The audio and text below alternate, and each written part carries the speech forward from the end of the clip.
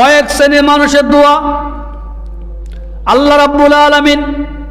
কবুল করবেন না। আল্লাহ রাসূলের একজন সাহাবী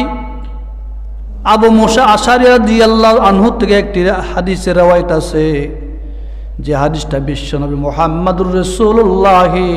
সাল্লাল্লাহু আলাইহি ওয়াসাল্লাম বলেছে, আন আবি মুসা আল-আশআরী রাদিয়াল্লাহু তাআলা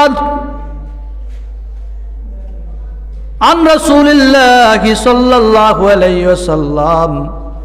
قال إن الله تعالى لا يطلع في ليلة من شعبان। আল্লাহ রাসূল সাহাবী হযরত আবু মুসা আশআরী রাদিয়াল্লাহু আনহু বলেন, বিশ্বনবী জনাব মুহাম্মদুর রাসূলুল্লাহ সাল্লাল্লাহু আলাইহি ওয়াসাল্লাম বলেছেন, قال إن الله